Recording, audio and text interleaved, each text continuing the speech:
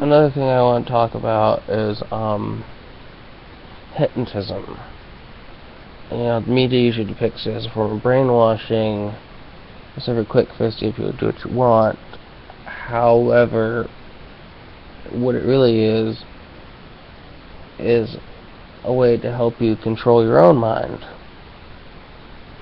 People can hypnotize themselves to get greater control of their thought processes, their emotions, their impulses, their things they react to immediately. People can help you with hypnotherapy to get you to remember things, understand why you do things.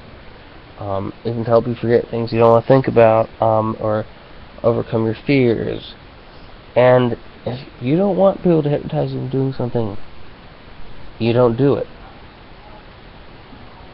It's basically like the role-playing handbook said about the Jedi mind trick. It's enhanced persuasion. It's giving people reason to make a choice, which is what mind control also is. You get inside people's heads, like in X-Men, they have a lot of telepaths. You get inside somebody's head and manipulate them to mind control them. And in what's the other one? In Star Wars, you have a Jedi be able to tell you, you don't want to do this, you want this, you want that. I've had people do that. And it's like, you're fortune telling. And so what I interpret as a little kid, and that's what I thought, is this pretense of telling people what they want, what they need. Like they think they're reading your mind, but they're just making assumptions, or they're telling you what to do as a statement that's going to happen. That doesn't make it happen. That's another thing I want to say. Saying don't make it so. Just because you say something's going to happen doesn't mean it has to happen. You're in the reality world. Be realistic. Another claim that people make is that they can't help things. If you know why you instinctively do things, you can figure out how to stop doing them. Unless you want to do it. In which case, if it's really a choice, you think about it and you choose to do it instead of having to do it involuntarily. The other thing is hypnotism is probably superior to just drugging people forever. I think, when people had these disorders, you gave them the drugs to calm them down, and that was to prepare them for therapy. So they'd be called so the kids can sit still long enough so you can talk to them and ask them why they do stuff and explain things they don't understand, and that would be the cure. The other thing is you need to test people, check their brains, their chemistry, things like that, to see if their problems are really biological and neurological, and also consider the possibility that it's psychological. It's what they're taught, it's what they've thought of. It makes sense at the time. And another thing to teach people, especially young boys with Asperger's, is the quote from Buddhism that I will find later on post somewhere else.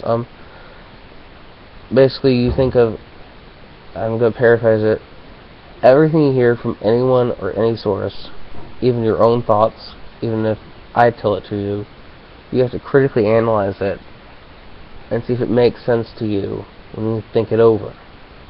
That's not the exact phrase, but you have to do that.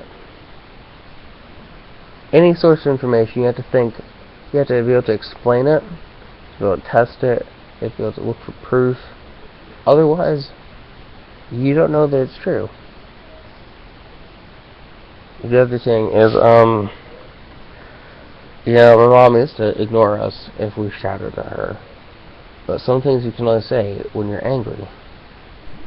Or you're already angry and being ignored and told to say it again will just escalate it. So I think, therapists listened to people while they were shouting and believed them. Because when they're shouting at the top of their lungs, most likely that's what they really believe. Another thing is, back to hypnotism, You'd be amazed what you can remember with hypnotism that you would have forgotten. That you can make your mind clear. You gotta be careful of that, though. Sometimes it's confusing. Sometimes people influence you. And lastly, about therapy, I like the rule that when you talk to somebody as a therapist, they have to give you permission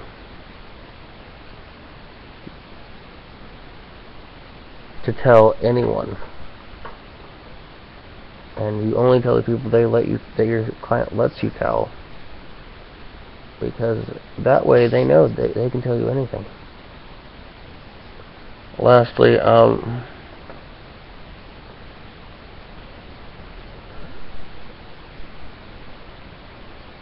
realize that some things you want to look for aren't there before you insist that they're lying when they tell you never.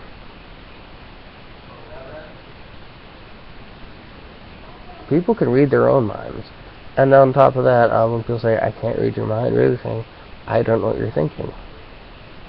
And just say that, because people can read minds if you know what to look for, if you know someone well enough, or if you just know what they mean.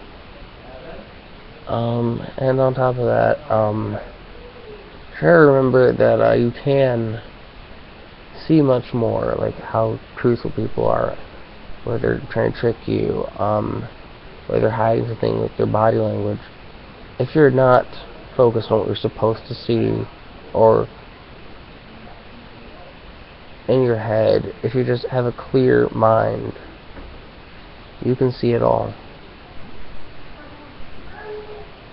Especially if you're not boxed in your focus. If you box in your focus, you don't see other things, and if what you're looking for is not in that box that you're focusing on, you won't see it.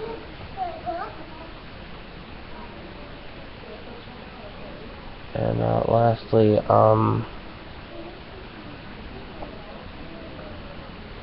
everything has a context. You know, everything people say and do, even if it's funny to you now, there's a context to it. I'll save the rest for another video.